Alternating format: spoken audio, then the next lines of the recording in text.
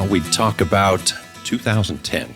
Not too far back, but getting closer. It's a big year. Launched a guitar called the GS Mini, Summer NAMM. I remember that. Yeah.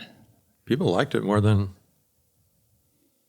I thought they would, and maybe as much as I'd hoped, you know. You want to know how many people like the GS Mini? Remind me. You mean since that point in time? Since that point in time, yeah. 500,000 people.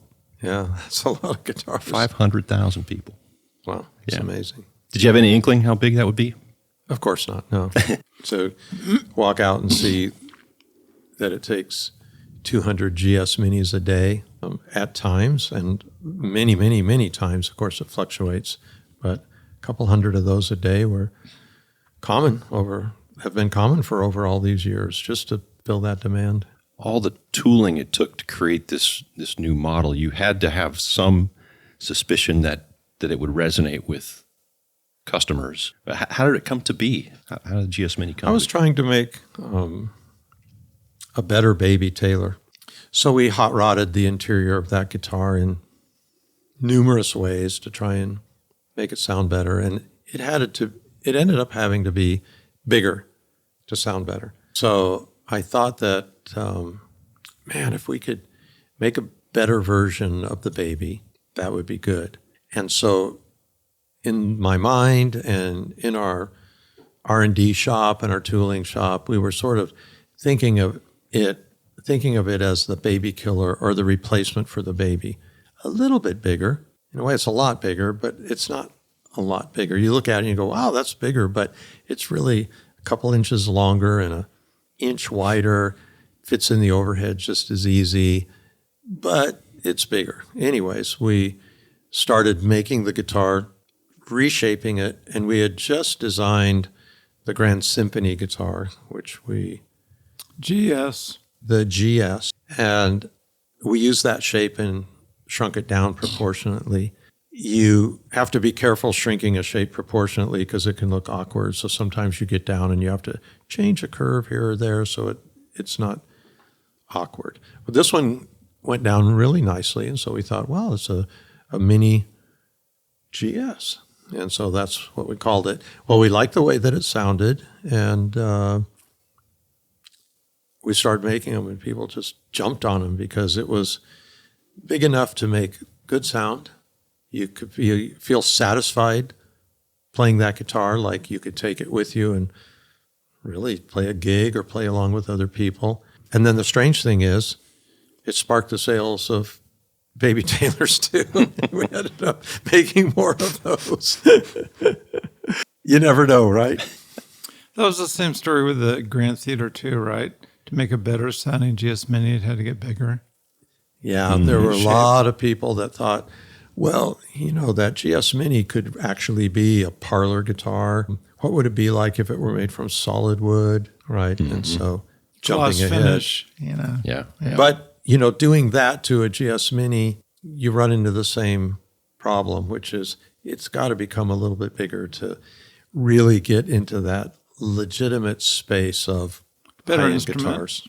But this one is a nice combination of sound, portability, price. It's not too precious. Mm-hmm. You don't really feel like you buy this guitar and then you can't take it on a trip or to the beach or on the airplane, that you have to leave it home and protect it. I don't think very many people feel like they have to protect their GS Mini. It's it'll last a lifetime, but if you lost it, it wouldn't be the worst thing in your life unless you lost a good friend, that had been with you through all of these things, which guitars tend to be, but it's replaceable. Kurt, do you remember any unique challenges from a sales standpoint? Did you think, wow, I'm not sure how the world is going to receive these? We're going to have to actually sell these things. We're going to have to convince people that they need this I think guitar. they were popular right off the bat. And that was at the old Nashville Convention Center when we introduced it, where we were downstairs. We had a room downstairs. You remember that? I do. Yeah. Yep. I remember visiting down there. Yep. Yeah. So it took off pretty well right off the bat. Yeah, I think so. Yep. We joke around that doesn't matter whose guitar company you're a fan of. Every man, woman, and child needs a GS Mini, and there's a place for a GS Mini for every player out there. Not to sound like a I'm shilling GS Minis, but really they have that much utility. And yeah, $500,000 later. I You think. see them in airports a lot, people traveling with them. Yeah. Yeah. So many of them. I have a friend, actually, it's Steve McMahon, who supplies our tops to us, our maple, cuts our koa, partner in the koa business in Hawaii, all of this. And he calls it the people's guitar. He said, you should name it the Volks guitar. So Or not. Yeah. I know, but it's just, No, I understand it. Yeah. everybody likes them. You could be a pro player, you could be a beginner, you can be big, you can be small. People just like this guitar. It's turned into its own sub brand, all the variations on, and it covers a bunch of different price points now because people want nicer ones and different woods and with and without pickups and the whole deal. Yeah, yeah. And I know there have been requests for, like you mentioned, all solid minis, and that's more the reason why the Grand Theater exists, because it just doesn't Right. quite fit the format. But we've had, people send us photos. We had a guy send a photo playing a GS Mini from a parasail. You know, he's 100 feet up and playing it. It's been fantastic. But It's nice to have a guitar that's, I say, not too precious, because you get into good guitars and people protect them. They try to protect them. I've always said protect them from heat in the trunk of your car and low humidity, and then use it, don't abuse it. There's only a couple types of damage that really disappoint me on guitar, which is those two things I just named. But other than that, I love a guitar that's been played to death. I think it's one of the most wonderful things. Take it, use it. Your first dent is a dent. Your second dent is your second dent. Your first scratch is a scratch. Your 100th is patina. Your 100th is, the hole you wear in it, the stains on it from this, that, and the other thing. It just starts to look better. they become badges of honor. They do. Yeah. They become, guitars hold memories to people who drag them everywhere they go. And what's great about this guitar is it's portable and it's not too precious. It's a guitar that sort of everybody understands that you can use it. So you could take it. The utility of it. It's not really competing with anything. I mean, you may be into this brand or that brand. You may be a Martin guy, Taylor guy, Fender, Gibson, whatever. Yeah. But that kind of, everybody likes a GS Mini. It's the instrument that just does that in terms of a traveling guitar. A lot of people ask me, well, what's your proudest accomplishment in guitar building, as far as models? I go, GS Mini. It just hit home with a lot of people. Of course, I love our finer guitars with everything that we put into them to make them fine.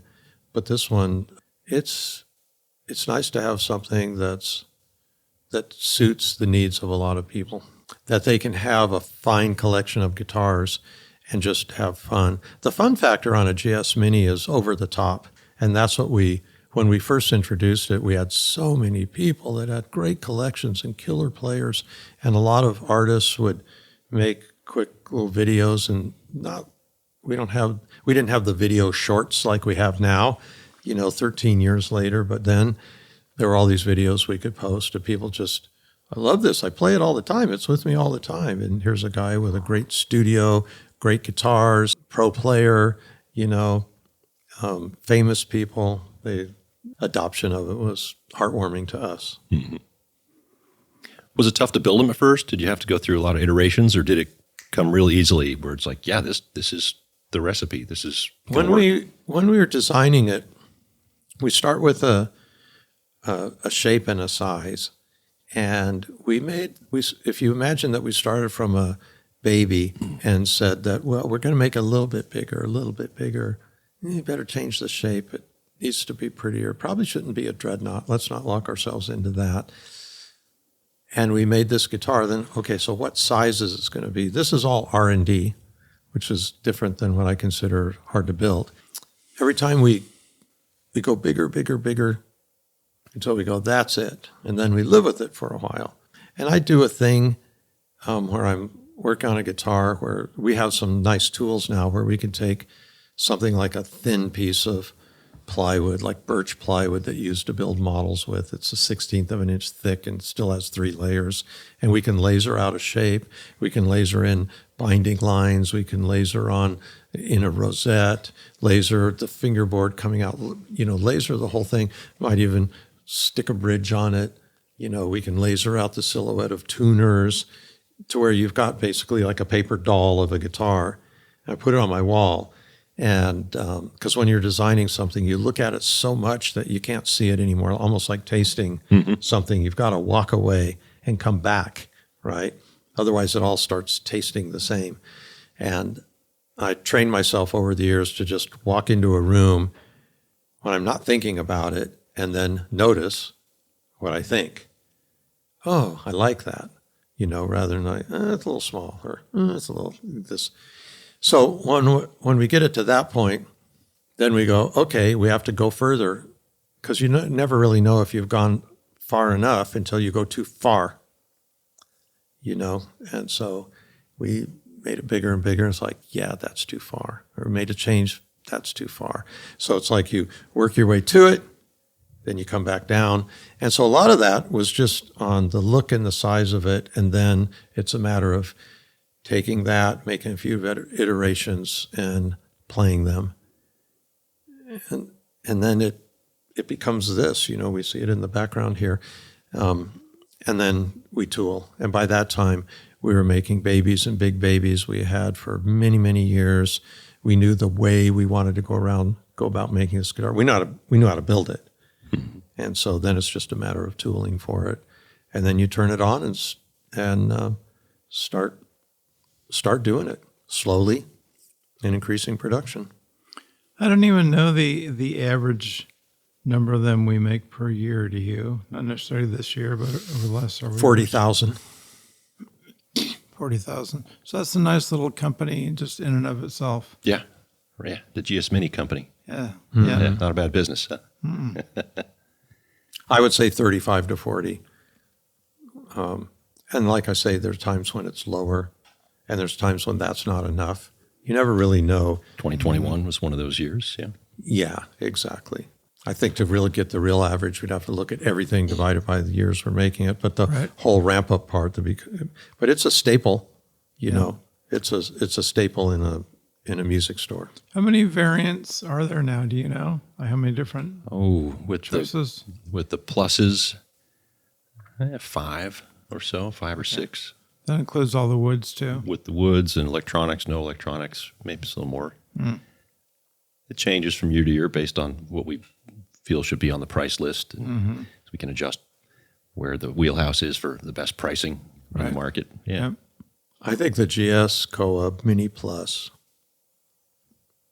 in that Aero case has got to be one of the most wonderful things a person can own. It's hard to beat that. It's just one of those things that I look at and it's like, I love this. I love everything about it. This is really a really nice guitar, a really nice thing to own, and I don't think it's something you buy and then like, I'm tired of it, I'll sell it. I think you buy it and you keep it. Yeah, there's always a place for it in your quiver of instruments. There's always a place for the Mini. Yeah. Yeah. Well, in 2011, it got named Product of the Year by the Music and Sound Retailer. Wow. That's not too bad. Yeah. Right out of the chute. Those were exciting days. We love that guitar. Yeah, we do. Kurt, we opened up our own distribution in Europe in 2011. Yeah, we made our first sale in January. That's a big move. Yeah. Yeah. Can you talk to us about how that came about and what it took for our team to establish a base of operation in the EU? Well, when you start selling into another country, it's hard to do the whole job. So you use distributors. And you're smaller, you can't afford to set up your own distribution company with everything that it takes. And as you know, I'm a Porsche fan. And it's interesting when you look back at both Porsche and Mercedes when they were smaller, when they had independent distributors in the United States, like Max Hoffman. Everything he did for Porsche suggesting different models. Well, how about the Speedster? He suggested that. And then as companies got bigger and had more resources, they took over their own distribution. It's hard to think about Mercedes or Porsche now using an independent distributor. Mm-hmm. But that's how we started in every country except for Canada, outside of the U.S. And in Europe, there are a lot of different countries. And when you're using independent distributors, they can't really stock your entire line. And because they're carrying a lot of other brands too. And they'll leverage their other brands to sell your brand and vice versa. Like you can't have that unless you sell Taylor, that sort of deal.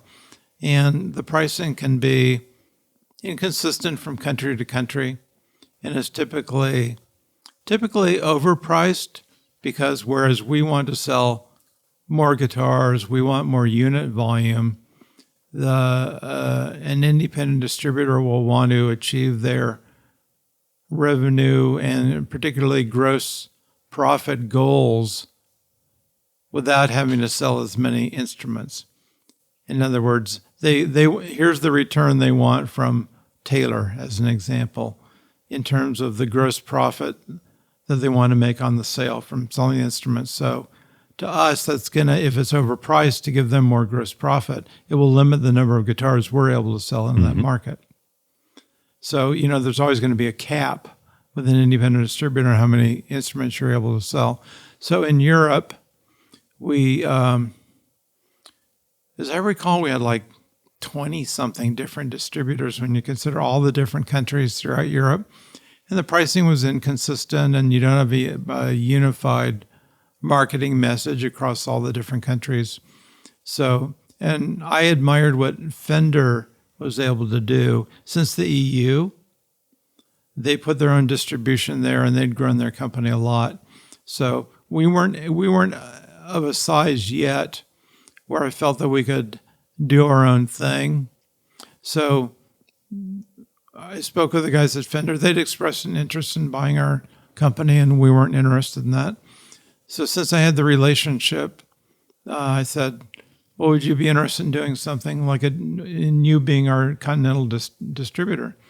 So we worked out an arrangement and had a contract and got started with them, and we terminated all of our existing distributors. We gave them the proper notice, whatever it was in each country, 6 to 9 months. And then we went with Fender, and it didn't work very well for a variety of reasons that I won't even go into. But we, according to the contract, there are certain thresholds you have to meet in terms of the amount of business you're doing. And if you don't meet them, then you have the option of giving notice and after a certain period of time. And so we did that just about a year and a half in, I think. And had all the meetings about, geez, are we going to be able to do this? Do we have the capability of doing this? Like setting up our own company in Europe. And there were 4 of us in a group that worked on it. It was Barbara in finance and legal, and Sean in HR, and me and David Hostler. And our a couple of salespeople had done a lot of traveling with the Fender salespeople in Europe to meet the dealers and to help train them to sell our guitars. So we had a pretty good idea of the dealers there and kind of the state of the market. So we gave notice, and actually we researched, the feasibility of doing it ourselves, and we decided, okay, we can do this. We've learned enough. It's going to be hard. So we gave them notice, and we had to research what country are we going to be in and work out pricing and the whole deal. And we settled on the Netherlands because of their tax treaties with the U.S. And it was a neutral country, and people spoke English and liked Americans, and it made more sense than either Germany or, say, England, which was, not part of the European continent. And so we found a warehouse. We looked at different areas, found a warehouse near the airport in Amsterdam. And David Hostler volunteered to move over there for, was it a year or more? A good solid year, maybe more. Yeah, or maybe more. Moved over there with his wife because we needed someone on the ground. And we negotiated leasing of a new building, industrial park near the airport. And we worked on pricing and went over and we had attorneys over there to research distribution, what we couldn't do in terms of distribution under EU laws. And then we got settled into the new building and opened for business in January 2011. And then bought back vendors' inventory that they still had and refurbished it and sold it and then went from there. 12 years later, are you glad you did it?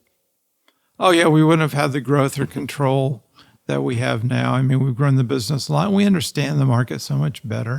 Just across the board, it is so much better. You know, it's the way to do it if you can, because you're going to be limited how big you can get in any country. In fact, we're filming this in November, and last month we went live with our own distribution in Japan, which is a bigger challenge in some aspects because of the cultural and language differences. You know, it's in Asia, it's not Europe, which is Western culture like America. So yeah, we're doing the same thing in Japan now. Do you recall back having some of the same conversations you had back in 2010, 2011 as we're having today? Yeah, internally, working through the reasons not to do it because it's important to do it. Let's find ways to do it that we can do rather than discouraged by the reasons why we think we can't do it or shouldn't do it. Often those reasons that we shouldn't do it is it requires breaking a relationship that you have and the way things are. But I talk to people that maybe live in a place and they really want to maybe go someplace else, but they don't want to do it because they don't want to leave their friends. And I go, but your friends are going to leave. Oh, what are you going to do? I mean, people leave. And so one thing that we know with distribution is that the relationships you have with stores and distributors, they're not eternal. Often they're the ones that want to go. And so we take that in stride. But with some of these, it's not just the relationship, although that weighs heavy on it because it's always uncomfortable. But it's the legal aspects of it. How can you do it really cleanly and not cause harm to your distributor or to us by some backlash? Mm-hmm. And also, can you pay for it? Can you be successful at it? When you really dive into what you have to do, then you can respect that distributor a little bit more than you do. You're like, wow, well, they're in place and they have the things that are going on. So there's a lot of those discussions. Even though I'm not part of that group, I notice it from outside. It's hard, and we creep up to it, and we could take a long time to make that decision. Mm-hmm. We've had a lot of distributors that have done a great job. In terms of what they're actually able to do being a distributor. That love Taylor guitars, liked working with us. A number of them have done a really good job for us over the years. We've had several in Japan starting in the 80s. A couple guys found us at a NAMM show, Nanyo Boeki. They invited us over to Japan and showed us around Japan. And then we were with Moridaira for several years, Yamaha after that, and Yamano. And Yamano really, they've all done a good job, but Yamaha really took a professional approach and did a lot for us in terms of establishing the brand in Japan. Mm-hmm. We owe them a debt of gratitude, and I've told them that too. Yeah. And I'm having dinner with Mako Yamano next month when I'm in Japan too. And we're friends with all these people. They became close friends. For the most part, except for one that, sued us. Except for one that sued us. But you have to look at the real long term. You have to go, well, what's the future out there? Where's Taylor going to get? And you have to make those changes. You can't make them abruptly. You can't make them all at once. But, we were a guitar shop in Lemon Grove making 5 guitars a month once, and we're what we are now. I like to say that when I'm giving somebody a tour, what I'm going to show you is today's Taylor. I'm not going to show you Taylor of yesterday, and I can't show you Taylor of tomorrow.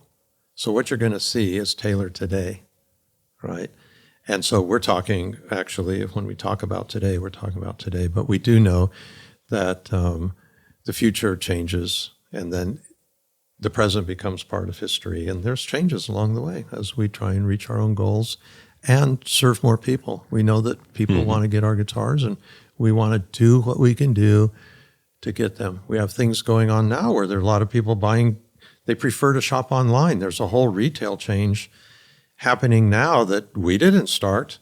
The world is going that direction, and a lot of smaller companies go, we're not going to participate in that, but these things are inevitable. So yeah, when I notified all our European distributors that we were going to switch distribution, and that's when we went with Fender for a year and a half. I sent out the letters in December of 1 year, and then met with all of them at NAMM show the next month that came. And, I remember one meeting in particular, I won't name the distributor, but they're like, we couldn't, we just can't believe it. We thought our relationship was like family and this and that, and we'd counted on having your guitars. Then I found out afterwards that they were in the middle of negotiations to sell their own company to someone else. And part of it was that they were the Taylor distributor, so that was going along with it. Yeah, yeah. Mm-hmm. People move on. Sometimes do, we do, sometimes they do. Yep.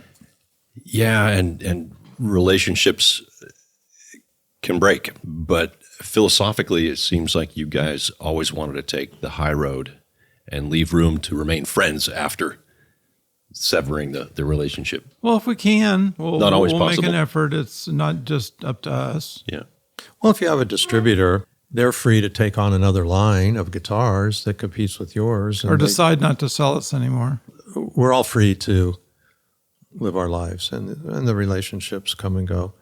And we have relationships with dealers that are still there today that were there day one, right? And so that was a big project that Kurt and team bit off to do our own distribution there. I'm glad we did, and I think that other people that haven't yet, well, they have to go through everything we went through to get there. And so a lot of times they look at the work and the disruption in doing that, and it's like they just keep leaving it the same. And who knows, maybe they'll find another way to sell guitars, or maybe it's working out. But we're glad that we represent ourselves there. We're in control of our service centers, right? Mm-hmm. We know that when we go over there, we've personally trained. We have the relationship with all of the service centers throughout Europe, and it's not a little thing; it's a big thing. So people in Europe now, after 12 years, 13 years, they can have their guitar serviced, worked on, taken care of, warranty work done. They can find a dealer network equal to what we have here. The service to them is really, really better than it was, because it's coming from us, from one cohesive location. And we can do anything in terms of service, including finish work. And then there have been people on tour, like I remember, I think it was Bon Jovi, where Richie Sambora had that double neck with him on tour, if my memory is serving me well. And he had something happen to it, got damaged, and we were able to turn the guitar around in a day or two for him in our repair shop in Amsterdam. Yeah. But I have to say the relationships haven't been the hardest part of doing it, from my perspective and heading up the projects. It's been internally. It's like there are new things we need to learn, and we decided it's right for the company to do this. So we need to work through all the reasons why we think we can't do it, and the, incorrect or only half correct information we get in the beginning, because it can't be impossible, right? So let's keep going and working through it to figure out what we can do. Labor laws, for example, in different countries. Oh, we could never have an employee there because this and that, you can never separate from them. Well, no, not true. Not true. I mean, and every country is different. Or, there are various examples like that. So the people on the team, can really put up all the stops, our internal team, to figuring out how to do it. It's interesting because you think of all the external factors and hurdles and impediments you've got to get through, but negotiating the change within the company. It's all things that you need to learn. Yeah. You don't have all the information yet in terms of legal or whatever. That's a lot of work too. Yeah, it's a lot of work, to figure out. For example, I'll give you my take on this. It may not be entirely accurate, but my take on in France, employees in France, because we employ salespeople in different countries throughout Europe. And how you deal with people in terms of HR, hiring, letting them go, contracts, et cetera, are different in every country. And we had one of our first employees that wasn't doing well in his position. So we felt we needed to let him go, consolidate it down to just one salesperson in that country. But according to the labor laws, as I understand them and am relating it now, you can't have a discussion and say, well, we decided to let you go. You just don't do that. Mm-hmm. You have a meeting and to discuss their position and here's what we're thinking. And then then that person says, well, here's my feelings about it and this and that. And which is actually not how you do it in America, but you can see in that culture, it's a really cool thing that's been worked out through time in terms of respecting people, right? The employee has an equal voice to us. It was that sort of a process, as I understand it. So, and that's a cool thing to learn how it's done differently in another country like that. Mm-hmm. Kind of broadens your perspective on how the world works. And, totally. And things you can bring back to your practices here at home. Exactly. Yeah. We actually we inherited a few of those guys who are still with the company today, 12, 13 years later from that change. Mm-hmm. Yeah, most of them. Yeah. Well, I imagine that was absolutely consuming, that project for you guys. It ate up all your thought and time and bandwidth as you're just plodding through that, figuring out how to make it happen. And well, we did it, relatively quickly when Fender missed their purchasing target. We started talking about it. That was the end of 1 year. And then we gave them notice within 180 days. So we had to learn to figure out if we could do it or not. The clock was ticking. The clock was ticking. And then you get started and you don't always make perfect hires right off the bat, So you learn from that and you gradually over time you assemble the right team. Mm-hmm. I mean, it's hard to have the perfect team right off the bat. But, we have a great team now. There's an American over there who's been running sales, director of sales for a number of years. Yep. He's doing a great job. Mm-hmm. Monty just got back yesterday from being in Europe for the last 10 days. We did a lot of travel getting to know the dealers over the first 10 years, myself included. We were there several times a year, visiting the dealers, and it was very rewarding. Come a long way. It's interesting. 2010, 2011 was really a pivotal time for the company.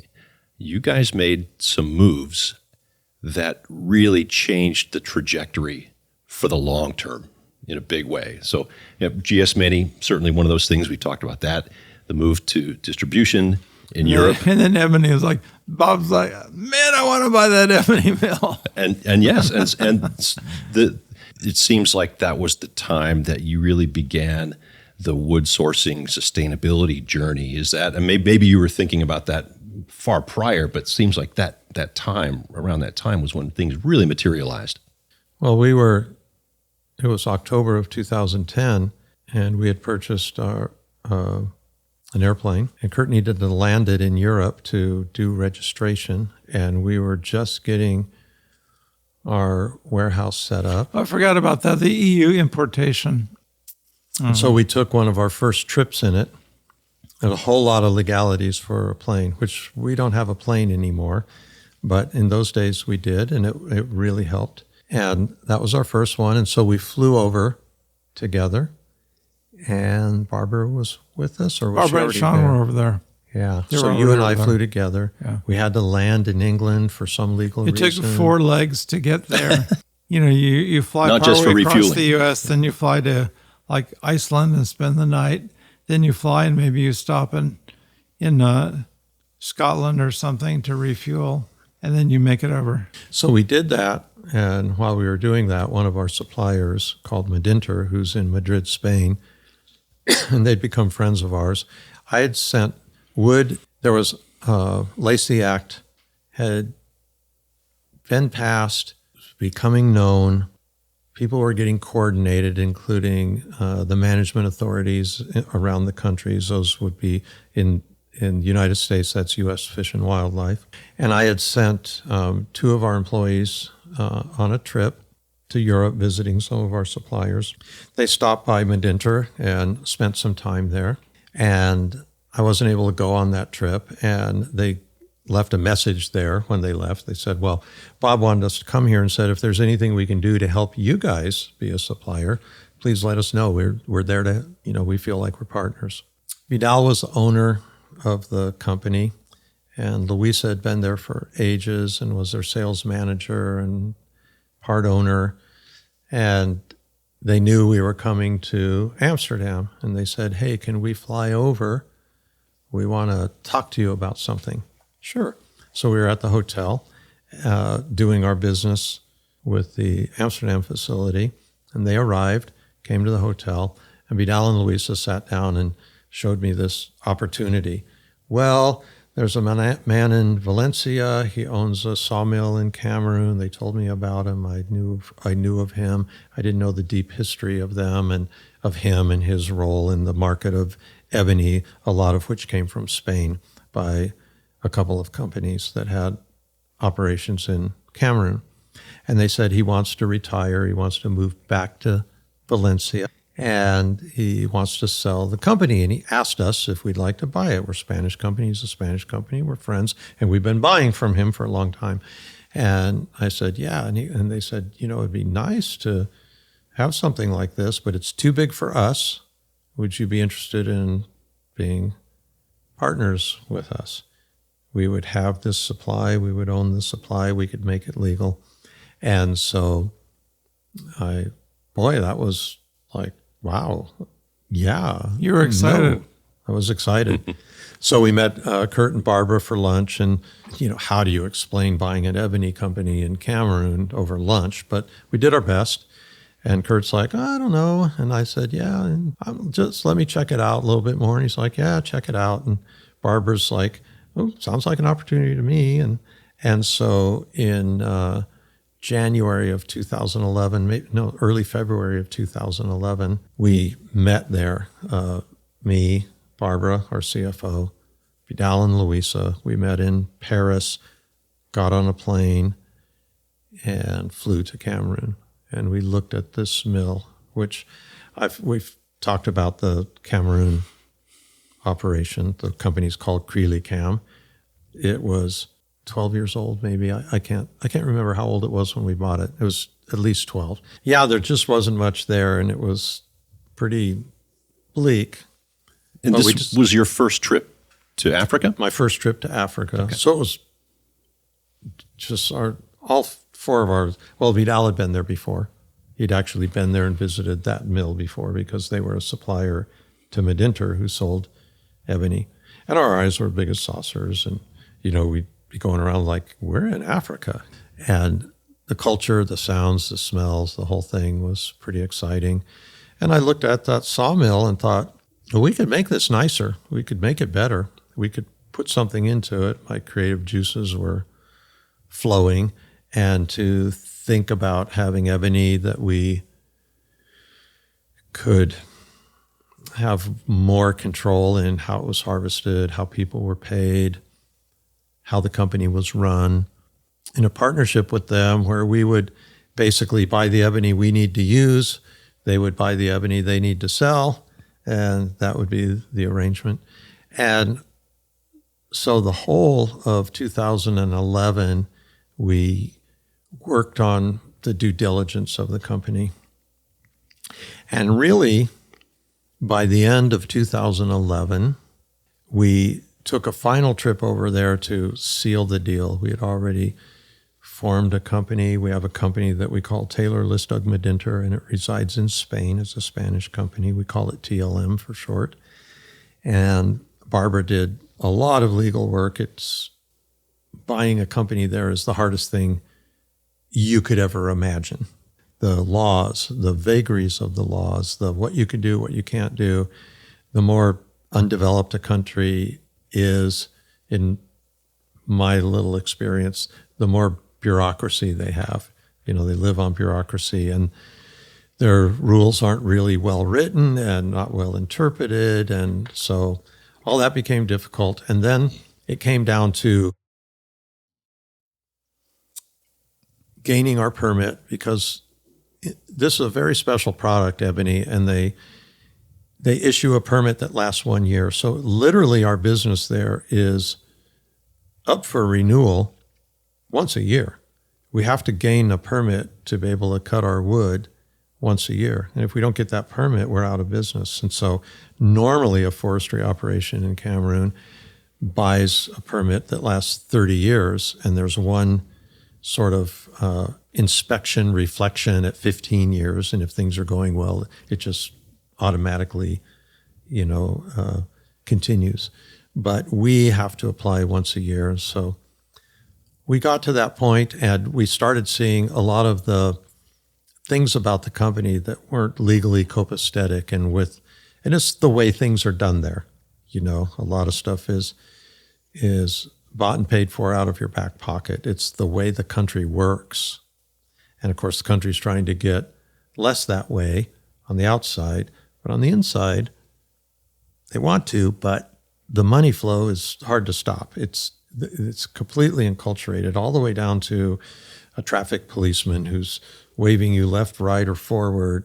Standing there in that intersection is his opportunity to make a living, because he's not really getting paid enough to live. That's his opportunity to make a living. Or someone that you deliver a permit to, and they need to stamp it. That stamp is their opportunity to make a living. And it works like that everywhere. It's just the way that it works. What do they call it? I mean, do they ask you for appreciation? Appreciation. When are you going to, I've stamped your permit 5 times. When are you going to appreciate me? Okay. But the United States Foreign Corrupt Practices Act calls that bribes. Now, there's rules about bribes. So you can, according to U.S. law, if you're going to receive a permit anyway, you can pay an expedition fee. But if the permit is yes or no and that hasn't been decided, and you pay a yes or no fee, that's illegal. Well, we don't pay expedition fees either, just because we don't want to live in the gray. Kind of like right now in our country, marijuana is legal, but not. But it is, but it's not. But it is, but it's not. Well, we don't want to be in a foreign country doing something that is, but it isn't, right? So we err on the side of just not participating in that in any way, shape, and form, and it really slows us down a lot.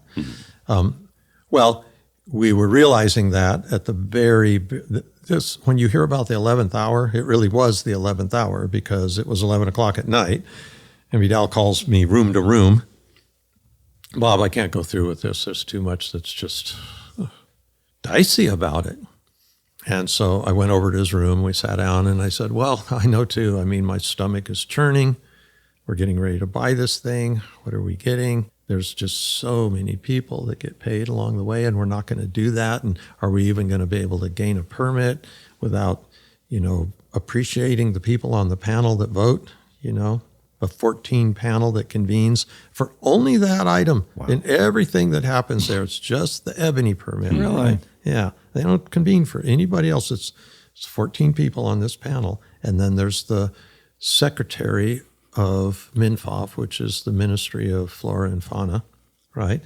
And he's the tiebreaker if there's a tie.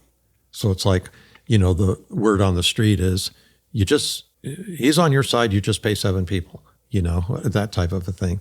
So you have to kind of gather, you have to do some campaigning, and you have to make a dossier, you have to make an application, you've got to ask for this many tons, and they're either going to grant it or not grant it, and they distribute the tonnage out to different people, and we don't know whether we're going to get it, because we learned how it was achieved before. So Vidal's like, I can't go through it. And I just said, well, Vidal, the problem is it's too late. We've passed the point of innocence. We can't unsee what we've seen, and we can't unknow what we know. So if we don't buy this company and then work with all our might to make it the way U.S. law and EU law wants it to be, and even the ethical and moral parts of that, but it's a real mashup of like a ethics and law, and moralities, because even what's normal in one country might be abhorrent in another country. Their country is like, oh yeah, here's some money and you stamp my thing and we go on. They're going to get it. It just made it easier. And that person sort of depends on that for their living up to a point. Then after that, there's people that just get rich off of it by the system. And it's so like negotiating the price. Yeah. And so anyways, I said, if we don't buy it, we're kind of stuck. Because if we don't buy it, we have the Lacey Act to contend with. So you can't go home and continue buying from this place because now you know the whole story. I can't come home and buy from these places because I know the whole story. So if I'm going to say in my paperwork to comply with Lacey that I've done all my due diligence, well, my due diligence came up wanting. Now, if we'd never looked at buying a company, the due diligence would have come up great because you would have seen what you were shown. Ignorance is bliss. Right. Well, yeah. I mean, if you go over to do your due diligence, they're going to show you what you do, but you don't have any way of ground truthing that. But you buy the company, and there's ways to ground truth that, and you find out that it wasn't all true. So here you are in a dicey situation. So I'm excited and scared at the same time, and we decide we're just going to go through it, and we're going to make it good. And it's been a huge, huge challenge ever since, but very rewarding. A lot of triumphs and failures, a lot of downtime a lot of times where we were very down because the ease of doing business doesn't move from difficult to more easy. It moves really from difficult to surprise after surprise after surprise that makes it even more difficult, and we're in that all the time. And somehow we managed to work through it year after year, even to the point of year after year thinking, this might be the last year. But then there comes a way. There comes a way to satisfy the erroneous things that are put on us, or the lack of infrastructure, or just this topic could be a book, or a film. There's so much that you learn going somewhere else and doing business. And I have friends, I've come across acquaintances that's like, oh, I went on a medical mission there for 2 weeks and I learned so much. And it's like, yeah, but it was 2 weeks and you got to come home and you don't own a company there that has to pay taxes and is in threat of being shut down. And there's labor laws there that are incredible. And, just getting buying things there is hard. So it's been a great thing. It was presented to us like a cash cow. So we joke about we have to keep feeding the cash cow because it's anything but. But it has supplied Taylor with Ebony, and it's cost us money, and it sparked a conversation of Ebony that's not pure black, because when we got there, we found out that there was 10 times as many logs cut in a month or a year that weren't black that were left behind in the forest than there were logs that were black. And when I talked to suppliers, they said, well, you guys won't buy this other wood that has stripes in it, that has brown streaks, this type of thing. And I said, well, now we will. And they're like, but you can't sell it, sir, because that's all they've been told their whole life. As a matter of fact, just parenthetically, we've done tons of research on the science and the history of ebony.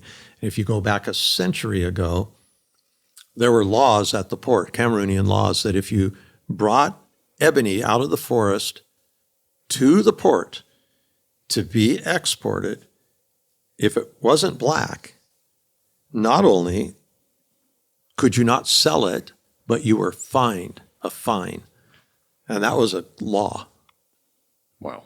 Right? So people have been disregarding that ebony for all these years. And so that's what these suppliers, that's their culture, their history. And I looked at them and I said, well, now they will. Now they'll buy guitars with this color in it. Well, how can you be so sure, sir? And I was like, because I'm going to put it on my guitars. And that's what's going to be on our guitars. And so that was it was nice to be in a situation where Taylor Guitars was ingrained into the market enough. And Kurt and I are still owners. We can make decisions, right? And he can make a decision about distribution, and I can make a decision about Ebony, and sit there in a little tiny, sweaty, hot, dirty office in the middle of Yaoundé in Cameroon, which is 3 million people, and most of the roads are dirt, and most of the houses are shacks, and say, well, now the market will use this because I said so. It's a unilateral decision I made, and it might sound a bit haughty, so to speak, but in reality, it was just confidence that that's where it's going. I can see it's going that way. I always say invest in the inevitable, and I'm going to tell people the story. Interestingly enough, I came back and made what we call at Taylor Guitars the 13-minute Ebony video, where I just looked in the camera and spoke nonstop for 13 minutes, and I still believe to this day it's our most watched video ever, where I just told people that story that I told you. And people started realizing, wow, I guess that's beautiful to have some color in it. And now other people are using it. And so that's, out of adversity or big challenges, you can change the market. I can't even imagine what it would be like now if we hadn't have gone there and hadn't introduced this, because so much of the wood now is not black, but we had to pave the way. We had to pave the way with our excellent marketing, our distribution, our sales, our reputation, our service. We used it, then other people felt like they could use it. It doesn't sound haughty. It sounds like you have a really big ego. That's a joke that goes way back. What was the name of the guy we bought Crelicam from? His name was Vicente Mata. Oh, Vicente, okay. Yeah, Vicente Mata.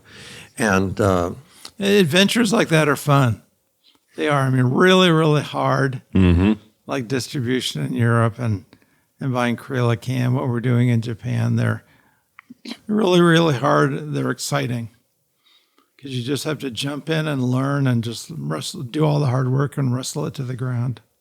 Yeah. well, Louisa from Medinter she sells their wood and has worked to try and get her customers to adopt wood with color. And so I've helped in every one of those situations because in many situations she doesn't have influence at the fender factory. Well, now she does, but in those days, not so much.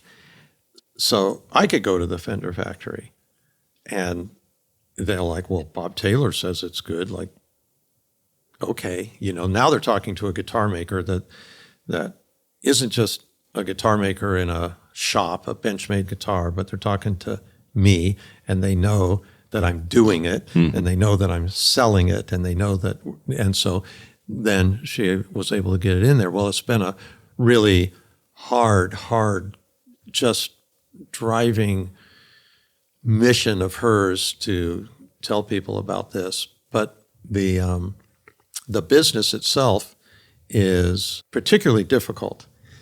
And a lot of times when we would be explaining to a customer at a NAMM show, or maybe we visited their factory or something like that, they go, well, why do you guys keep doing it if it's so hard? And you don't give up on it. It's not a company that performs like all of your other children, but it takes love and the ability to just persevere and go on and make it work.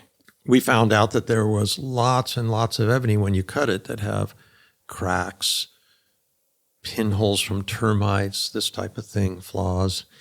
And so the interesting thing is that we at Taylor started buying all of that wood. And I developed a way to fix it like they do inclusions on a diamond, you know. And we built a work center in our factory, and we treat those pieces so that they're flawless. I mean, we make 400 or 500 guitars every day with ebony that we fixed every day. So we buy that ebony, which before was really just trash. So you had the logs they never brought in, and the black logs or logs with slight color that came off the saw that were rejects, mountains of them, hundreds of thousands of ebony fingerboards every year. Yeah, and we built a way to fix that and use it. It's not something we sell to other factories through Medinter because to them it's a purchase. Some factories have grown a soft heart and feel like they're purchasing something that really helps, right? But for the most part, their purchasing department is buying it. They're inspecting it. Oh, here's a bad one. We don't want to pay for a bad one. And so we take all of that, you know, and we fix it and we use it on Taylors. So the interesting thing about owning the mill is that we use, all you people listening out there, we use the lowest grade of ebony. We use the ebony that needs to be fixed, that needs to be laid out properly so that the grain looks pretty. You know, yes, we get some black ebony. You know, we've done our work around, but we feel at Taylor that not only owning that company, but using the stuff that nobody else will use. Yeah, you found beauty in all the other ebony. We found beauty and we found ways to fix it. And we feel like that's our contribution, to the forest. That sounds worthy of a big award. The Big Ebony Award. I don't know. Yeah, well, you went to Washington, D.C. to get it. Well, we Yeah, did. Let's talk about that. That's quite an accomplishment. That was 2014. We were informed that we had been chosen. We were nominated and chosen to receive the ACE Award. That means the Award for Corporate Excellence that the State Department gives out once a year, and they pick 3 companies, American companies that are doing foreign work. And they pick a small company, a medium company, and a large company. And we won that award that year as a small company, Taylor Guitars being a small company. And what was shocking was that the Department of State knew that we were in Cameroon doing that work and knew that we were making that mill legal. We always say like the first step to sustainability is got to be legality. I mean, really does. And then trying to make it ethical, working hard to treat people right. We built a factory that I would work at in the United States. The factory that we adopted was a hellhole. Now it's U.S. good, okay? I've seen the pictures, and I hope we can use some of those as B-roll here, because the transformation is amazing. So the State Department knew about that, but they also cared, right? And so a whole group of us, including Vidal and Luisa, came from Medinter, and a bunch of us from Taylor. We went out and we received that award in Washington, D.C. It was interesting because I'd been through the White House diplomatic reception rooms on a vacation that my wife and I were on with my parents 10 or more years previous. And we went through there, and there was one room they called the Ben Franklin room, and they had a table set, for a banquet that was going to have 50 people on it, and it was all roped off with gold rope, and we wanted to walk through there, and it was filled with all of these wonderful artifacts of American history. It was just beautiful. And I said, wouldn't it be amazing to come here for something? The next time I was there, I came there for something, to receive an award in that room. And John Kerry was the Secretary of State at the time. And then I was surprised to find out that John Kerry's a guitar player. Really? And has been following Taylor guitars since people knew who we were. It's like, oh, I always keep up with your company. Whoa. You know, I was following what you guys are doing. That had to feel good. Felt really great. My goodness. And he's taller than me. But it was a really nice recognition. And then from that point on, we've just continued to do that work. That work is a real chop wood, carry water work every day, keeping vehicles running, keeping machines running. It's really far away, and it takes intervention, daily intervention from us to go there. And I went there for 8 years. I went 4 or 5 trips a year, 3 to 5 trips a year, usually totaling an average of about 100 days a year being gone just there, working on machines, working on things, taking a crew of people. At least it's easy to get there. There's a direct commitment. flight from San Diego to They have Yaoundé. direct flights every day, twice a day to Yaoundé.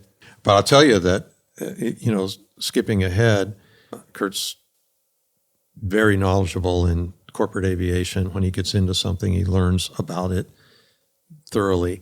And for a time, we had, we used that first plane I talked about to get down there.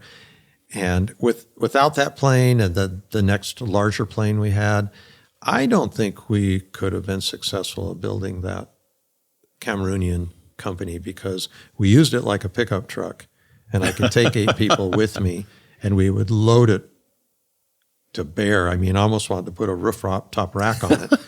And we would take things there that you can't get there another way because you'll be too old to care by the time it gets there.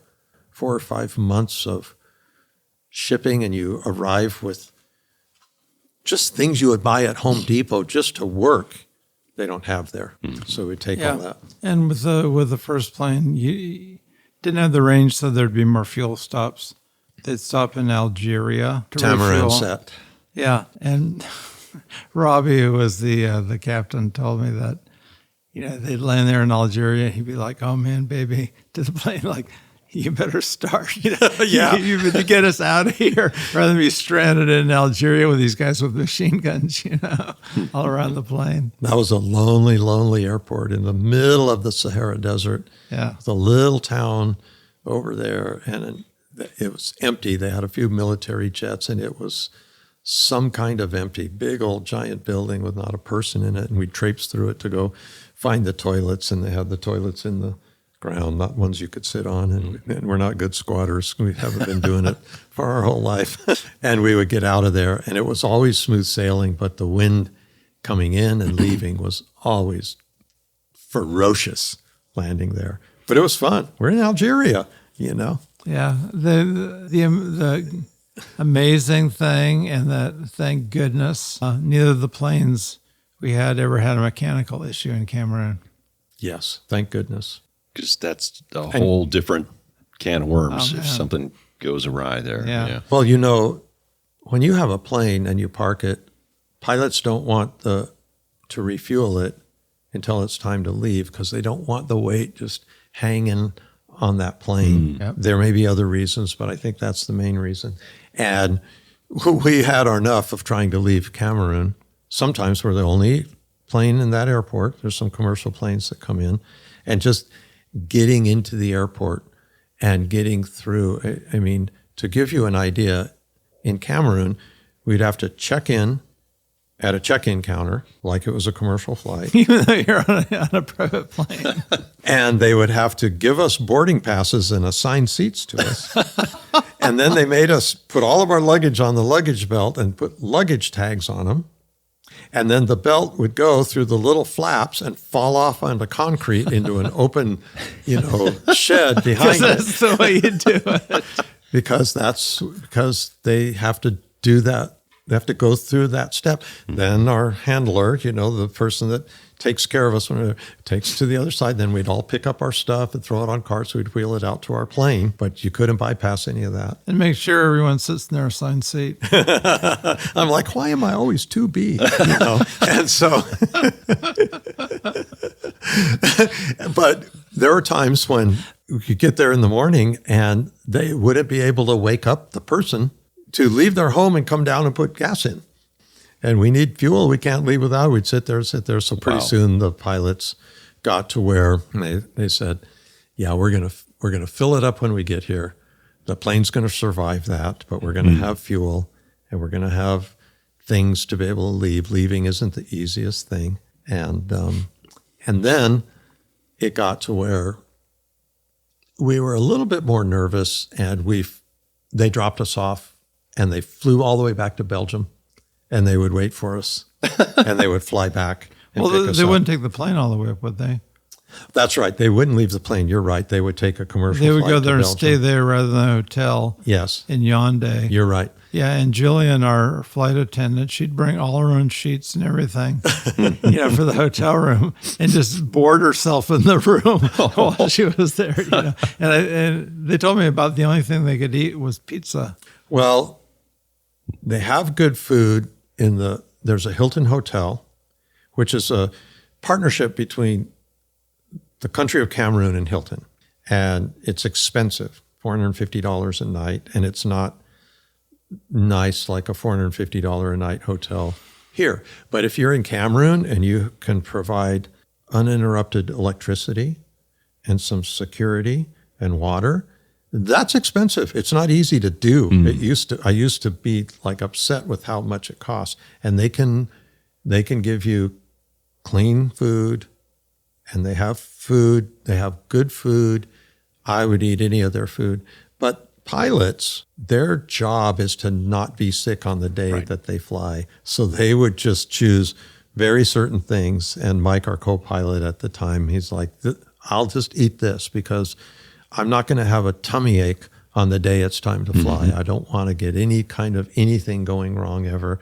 But they really would stay in the hotel because there's no place to go. If you spoke French fluently and were adventurous, you could go, but we would do a 2-week trip and they would just literally stay in the hotel for that whole time. And they're used to that, but pretty soon, I'd forgotten that detail, which I knew completely, Kurt. I got my story mixed up.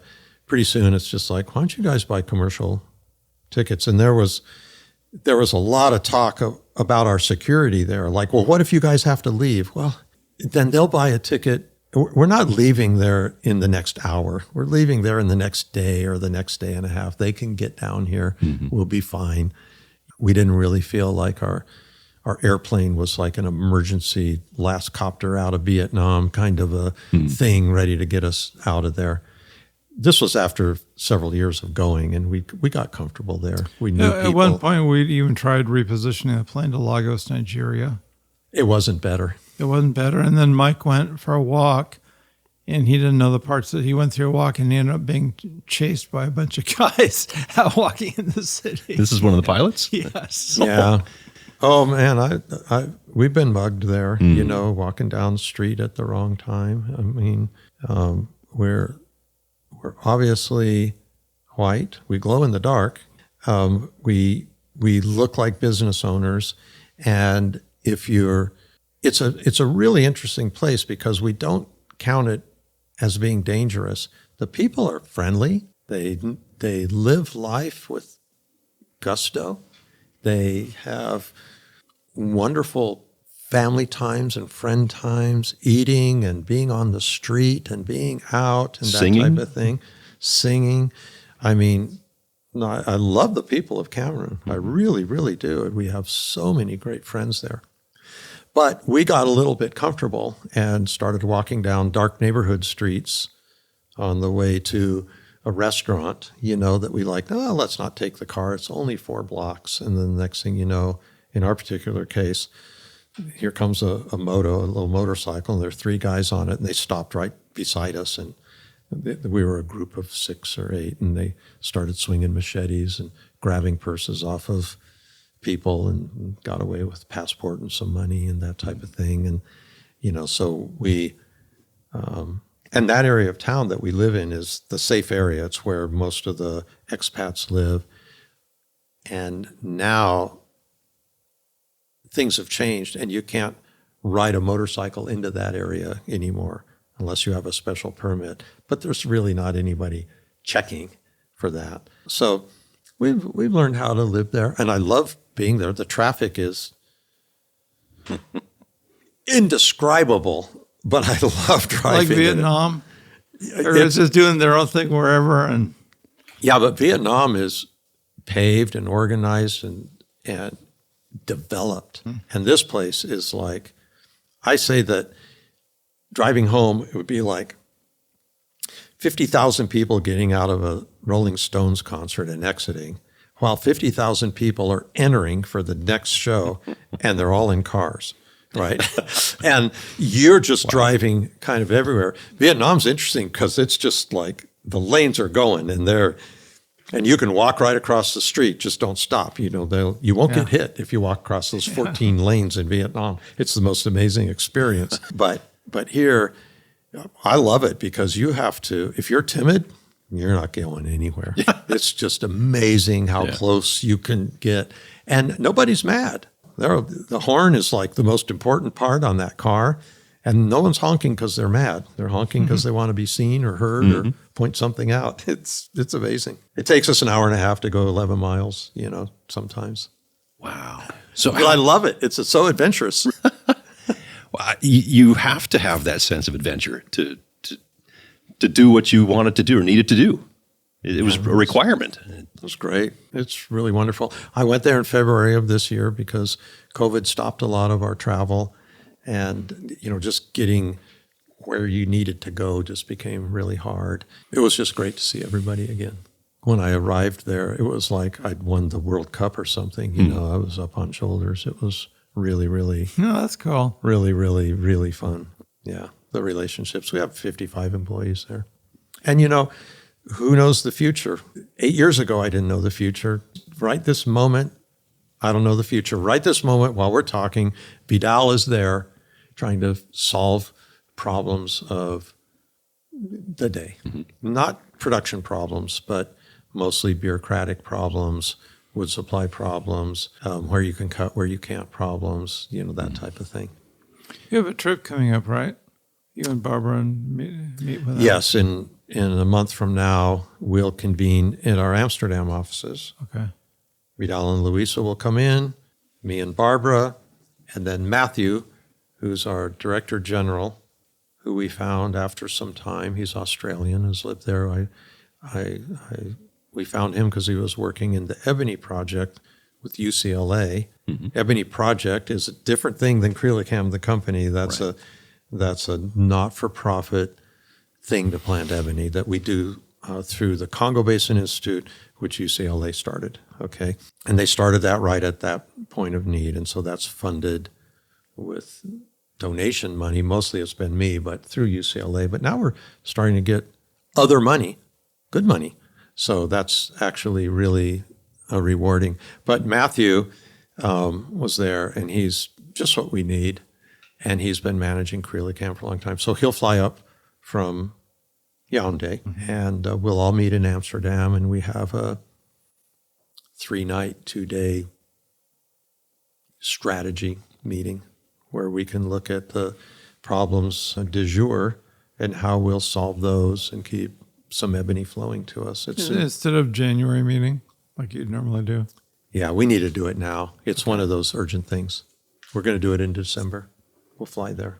It feels like it's been precarious from day one with an annual permit that you never know, and only all of our guitars are made with ebony. Well, back then they weren't, but now they we're were then. Now we're using Now we're starting to use other woods, but we don't want to have same circus, different tent is what I call it. We don't want to go to some other tropical forest somewhere and start using another tropical wood as a mainstay. What we're really working hard on is a wood that Medinter has developed, which is blue gum eucalyptus, which is grown in plantation in Spain. There's huge amounts of it. And in Spain and Germany, there's still companies left that can do the ammonia fuming of the wood that turns it the color that would be necessary. So we have that. They make those fingerboards for us, and it's we're bleeding it into our production. We started using it in the El Cajon factory, and it's about the same hard as East Indian rosewood. And our factory is used to fretting ebony, which is hard compared to East Indian rosewood fingerboards, which is soft, which is a little bit harder than maple fingerboard. So everybody else in the world is they're used to fretting what I'm going to call softer wood. It's certainly not soft wood. It's just softer than ebony. And so before we turn that wood loose in Tecate for people to start fretting more Tecate models with the fumed eucalyptus, which will give a good rest that ebony needs and deserves. We won't use so many fingerboards every day. We're still getting our ducks in a row to where the fret work that we do down there is as good as the fret work that we do down there on ebony. And part of what we've been doing is designing a machine that's up and running now and being tested every day in the El Cajon factory. And it's a pretty smart machine that most people have made machines that press in frets, but they all work towards pressure. But how do you use pressure when what you're pushing it into is different hardnesses? Because if you push with the same pressure in a soft wood, you're going to dent it into the wood. More give, yeah. And so this machine presses to a location. So it measures where the fingerboard is precisely, and then it pushes to that location precisely. So it doesn't matter if it's an ebony fingerboard, maple fingerboard, a eucalyptus fingerboard, a rosewood fingerboard. Mm-hmm. It's going to push it right down to there. And then we've made a whole setup that runs a laser down both sides, there's a laser on both sides of the arc and runs up and down, scans the whole thing, and then spits out a score. And then that score tells you if there's a fret that needs just a little bit of a tap to get it right where you want, so that they're level. So that what we don't do at Taylor is we don't file fret tops, because we want to leave the whole entire fret there. And we haven't done that for ages. We put them in so level and smooth that we don't have to do that normal filing that every factory I've ever seen does. But we don't want to grind away your first fret redress on the guitar. So anyway. Or use an expensive Plek machine to do that work. Well, we made a whole new machine to do this. We use a Plek machine in our repair department, sometimes to measure and sometimes to be a trusty helper robot to do repairs. But we don't use a Plek in our factory. Yep. And they become quite ubiquitous in factories. Some people have a dozen of them just doing all the guitars that are coming off the line. But our goal is to make a neck that doesn't need plecking. So that's 2011 and a little bit, and just sort of an overall of Crelicam. Now we're all these years later. Kurt's our operation over there is really, really running well. And the ebony mill is running. I wish it was easy, but it's not. But not everything's easy. Interestingly enough, that's where most guitar woods come from, is places like that. The tropical rosewoods, the tropical woods. So it's nice for us to know and be able to share that that's where this wood comes from. And the more I can tell consumers about that, the more they can be understanding of the wood that's on guitars, because you actually really can use every last piece of premium wood that grows on planet Earth to where there is none. And it's happening now, so it's really interesting when you can change the focus on good guitar making and not just a reseller of premium wood in the form of a guitar. Still, we get some nice wood. We make enough guitars, and there's some really beautiful pieces. But we definitely have to know how to make good guitars with the average grades of all of the woods, because the premium grades they're gone. They're just not there in abundance anymore.